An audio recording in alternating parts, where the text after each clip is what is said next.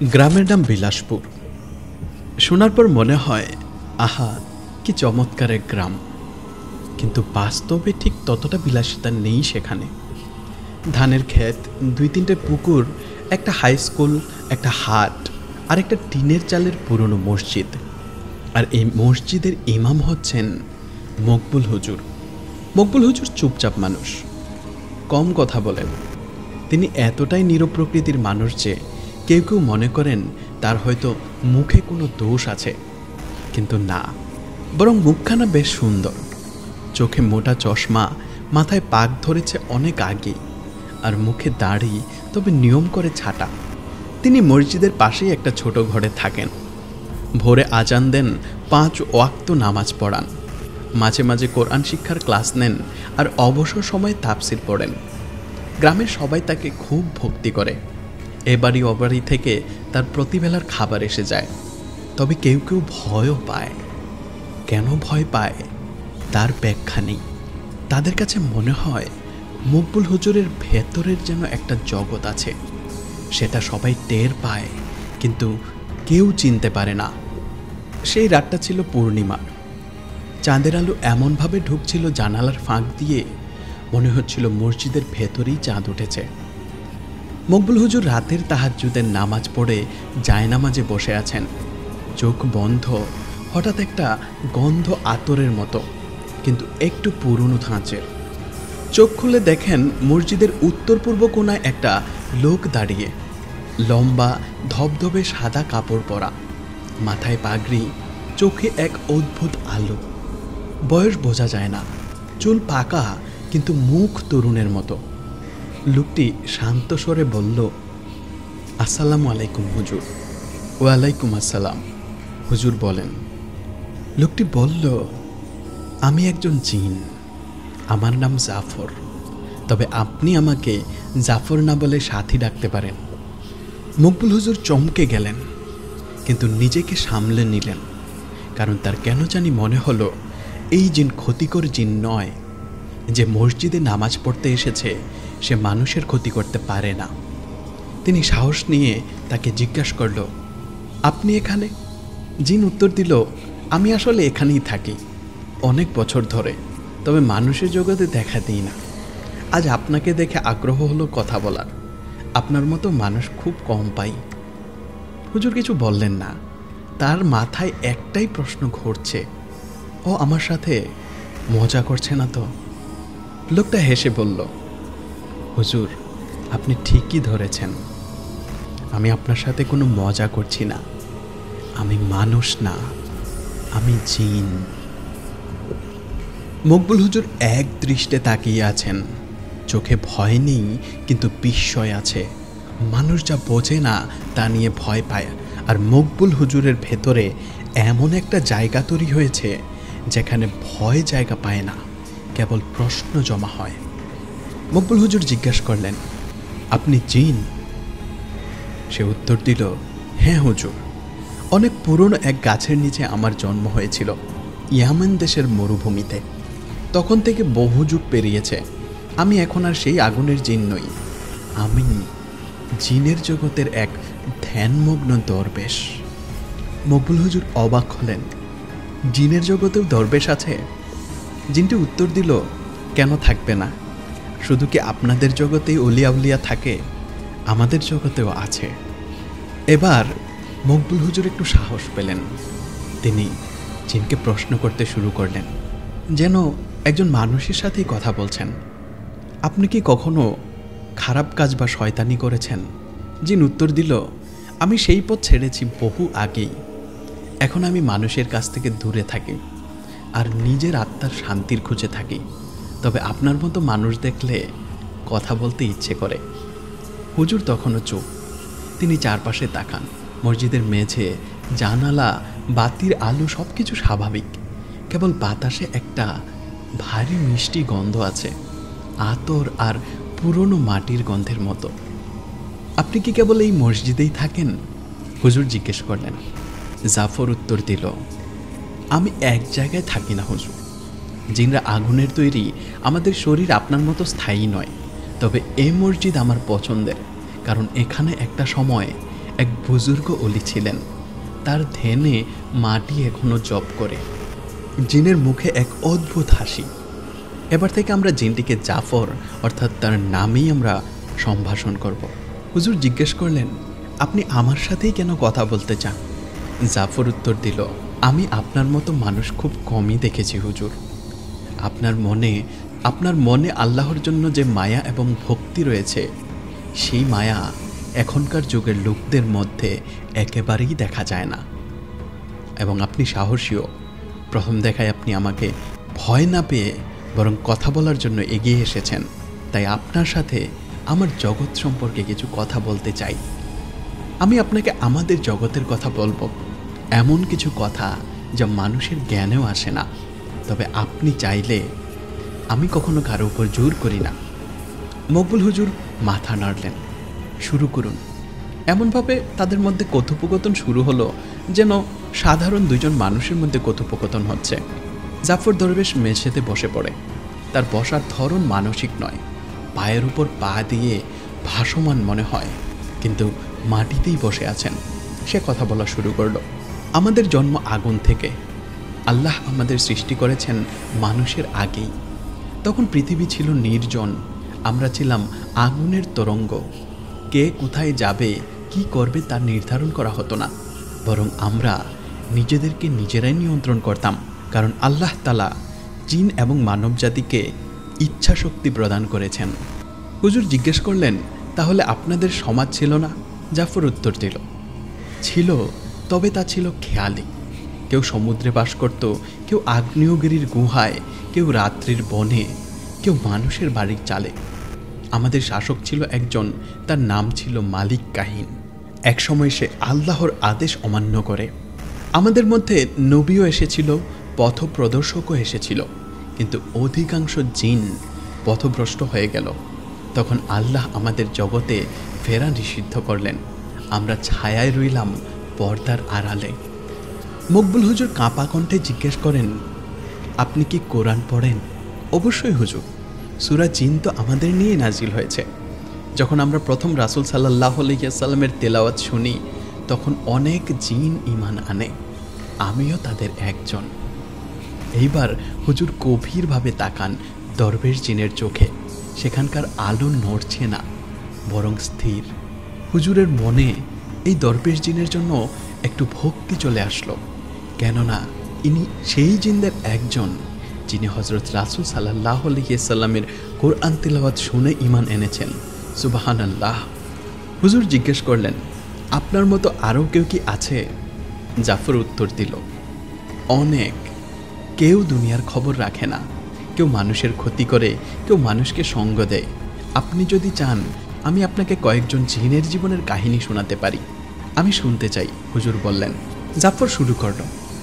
একবার এক জিন কন্যা ছিল। সে ছিল অত্যন্ত রূপবতী। মানুষের শরীরে ভর করত, প্রেমে পড়ত মানুষের, আবার মানুষকে ত্যাগ করে চলেও যেত। কিন্তু একদিন সে এক হাফেজের কণ্ঠে সূরা রহমান শুনে অদ্ভুত এক জ্বালা অনুভব করে। তখন সে নিজের সত্তা খুঁজতে মরুভূমিতে চলে যায়। সেই জিন কি এখনো বেঁচে আছে? মকবুল হুজুর জিজ্ঞেস করলেন। বেঁচে আছে, তবে সে আর মানুষের সংস্পর্শে আসে না, জিকির করে আর কাঁদে। সেই কান্নার শব্দ কখনো কখনো আপনি মসজিদের পাশে শুনেছেন, শুধু আপনি জানেন না যে সেটা এই জিন। মকবুল হুজুর অবাক। গত পরশু রাতে তিনি সেই কান্নার শব্দ শুনেছিলেন। রাত ৩টার দিকে হুজুর হঠাৎ ঘুম থেকে উঠে পড়েন। অজানা এক শব্দ, কোনো বাচ্চার কাঁদার মতো। তিনি কান পেতে শুনেন শব্দটা মসজিদের ভেতর থেকেই আসছে। এই এত রাতে কে? তিনি ফিসফিস করে বলেন, কিন্তু কোনো উত্তর আসে না।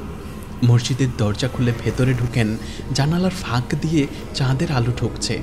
তার নিচে সাদা জায়নামাজে বসে আছে একটা বাচ্চা মেয়ে।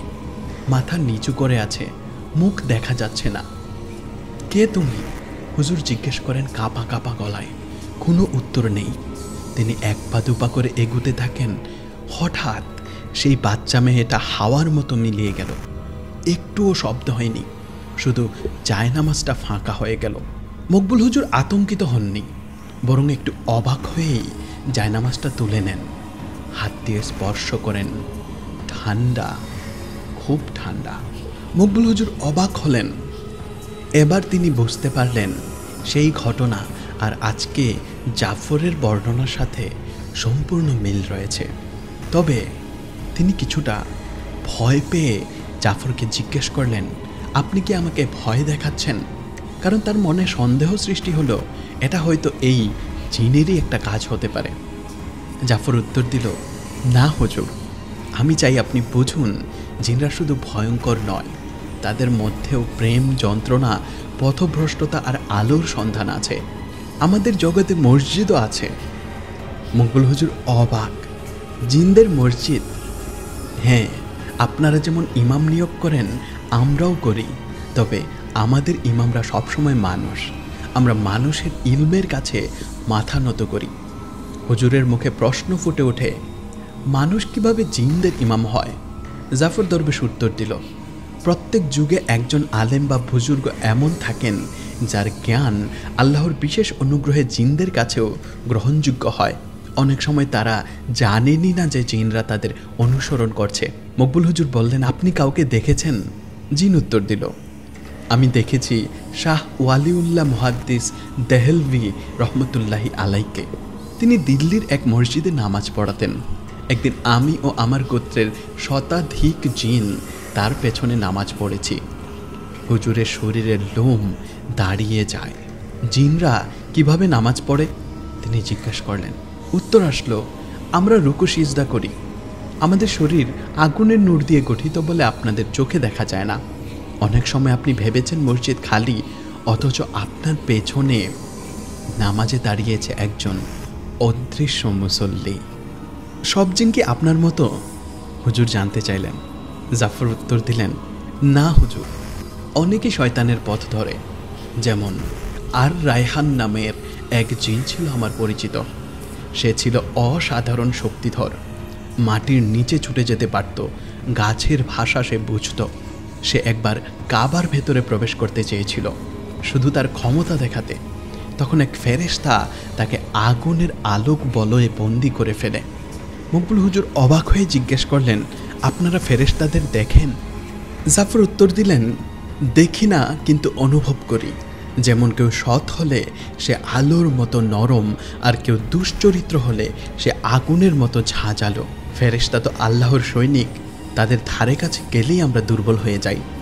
হুজুর স্তব্ধ হয়ে যান। তার মাথায় একের পর এক প্রশ্ন জমতে থাকে, কিন্তু মুখে বললেন না কিছুই। হুজুর হঠাৎ একটু অন্যরকম প্রশ্ন জিজ্ঞেস করলেন। তিনি জিজ্ঞেস করলেন, মানুষের মতো আপনারাও কি প্রেমে পড়েন? জাফর দরবেশ কিছুক্ষণ চুপ থেকে বলেন, কেন পড়ব না হুজুর? মানুষের মতোই আমাদেরকেও রাগ, হিংসা, প্রেম, ভালোবাসা এবং সকল ধরনের আবেগ অনুভূতি দেওয়া হয়েছে।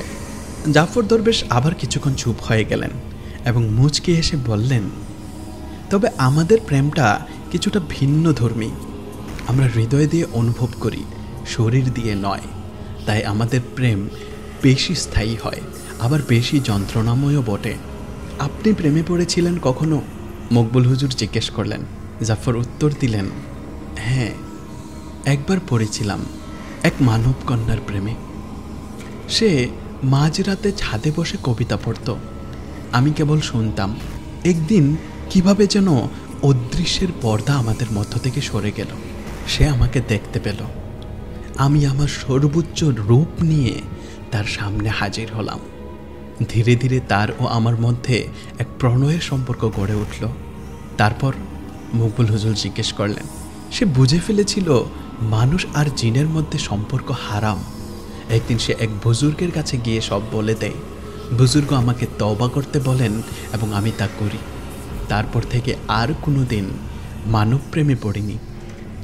হুজুর দীর্ঘশ্বাস ফেললেন। আপনি খুব একা। জাফর হালকা হাসেন। একা তো সবাই হুজুর, কেউ স্বীকার করে, কেউ চেপে রাখে। জাফর দরবেশ এবার ভিন্ন সুরে বলেন, প্রেমের চেয়ে বেশি আমাদের মধ্যে মানুষের সাথে বন্ধুত্ব হয়েছে বেশি। আমি একবার একজন মানুষের বন্ধু হয়েছিলাম, তার নাম ছিল মনসুর। সে ছিল দরবেশ প্রকৃতির। গভীর রাত পর্যন্ত জিকির আজকার করত। আমি তার সঙ্গে বসতাম, কিন্তু সে কখনো জানতো না যে আমি কে। মকবুল হুজুর জিজ্ঞেস করলেন, সে কি জেনেছিল কখনো আপনার পরিচয়? জাফর উত্তর দিল, না, সে কখনো জানতে চায়নি, আর আমিও কখনো জানাইনি।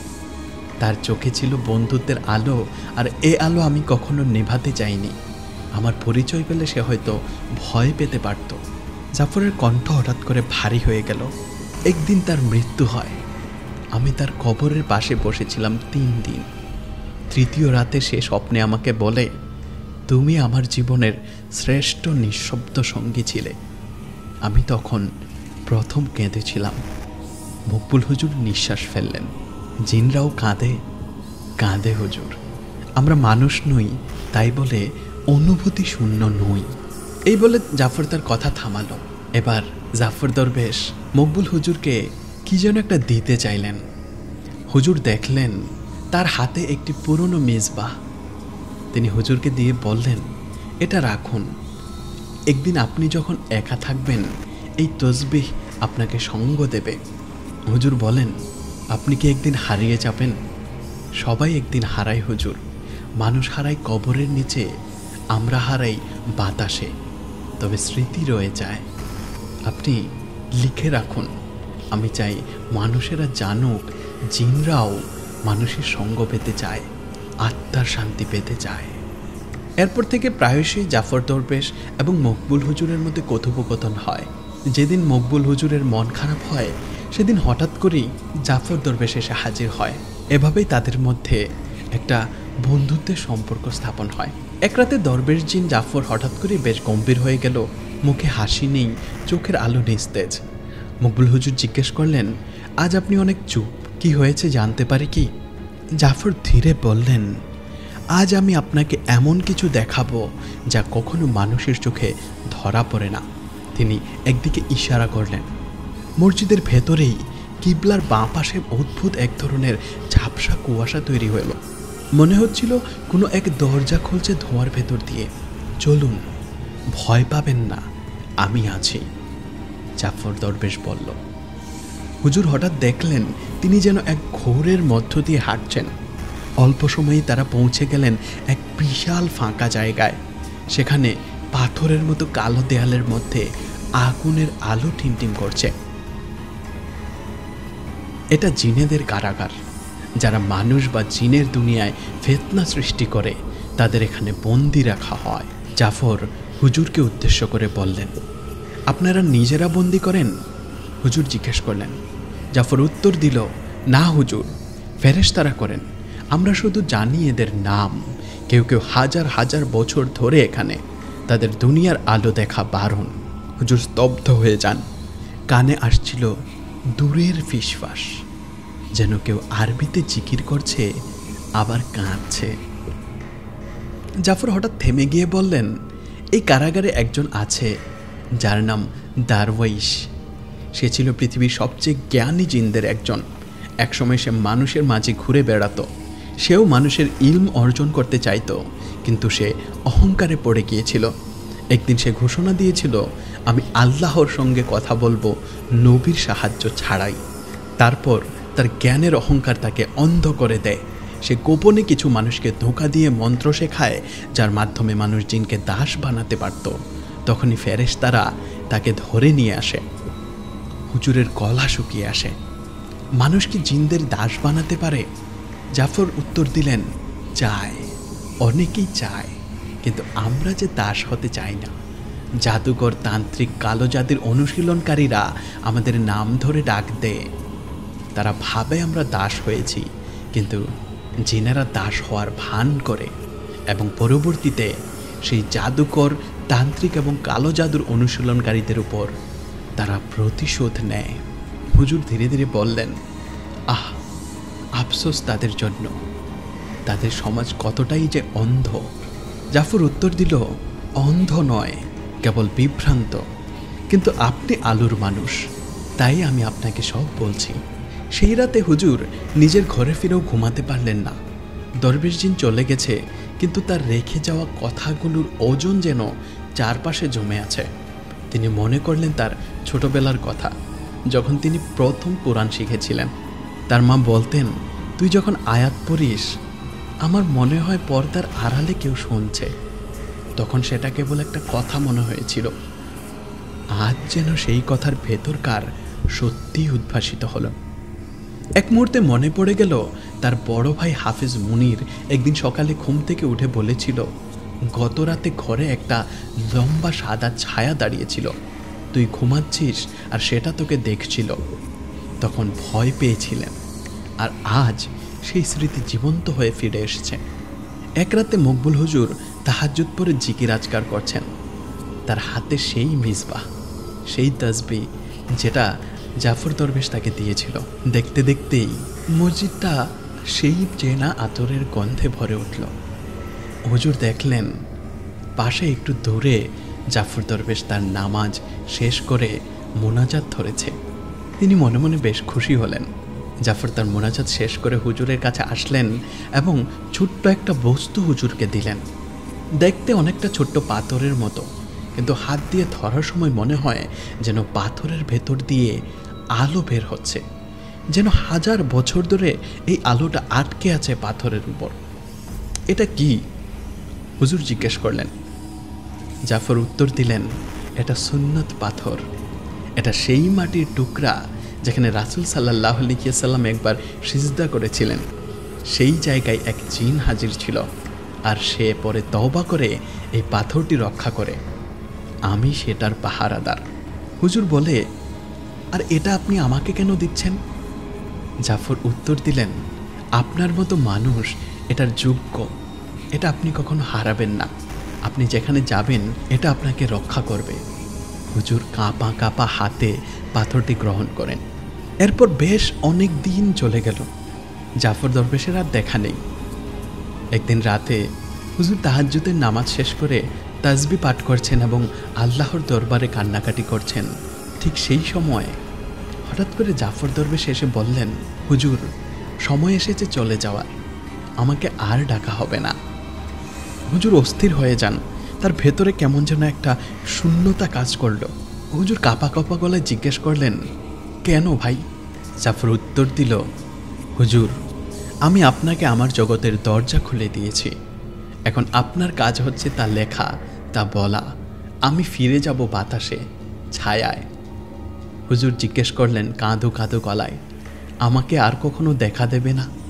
জাফর দরবেশ উত্তর দিল, হয়তো, যদি আপনি খুব গভীর রাতে কাঁদেন আর একাকী আয়াত পড়েন, তখন আমি ছায়ার মতো এসে বসে থাকব। সেই বলে দরবেশ জিন ধীরে ধীরে মিলিয়ে গেল এবং এক আতরের সুগন্ধ রেখে গেল। জাফর দরবেশ চলে যাওয়ার পর প্রথম কিছুদিন মকবুল হুজুর খুব শূন্যতা অনুভব করলেন। মসজিদে এখনও চাঁদের আলো পড়ে, বাতাসে মাঝে মাঝে সেই পুরনো আতরের গন্ধ আসে, কিন্তু সাথী আর আসে না। তবে হুজুর বুঝতে পারেন সেই শূন্যতা শুধু শারীরিক নয়, তিনি নিজেও বদলে গেছেন। একদিন রাতে তাহাজ্জুদ শেষে তিনি মসজিদের দরজা খুলে চারদিকে তাকিয়ে ফিসফিস করে বলেন, তুমি আছো? কোনো শব্দ নেই, কিন্তু বাতাস হঠাৎ যেন থেমে এলো। তারপর হালকা গলায় ভেসে এলো একটা সূরা, আল্লাহু লা ইলাহা ইল্লাহু। হুজুর কাঁপতে কাঁপতে মেঝেতে বসে পড়লেন, চোখে জল।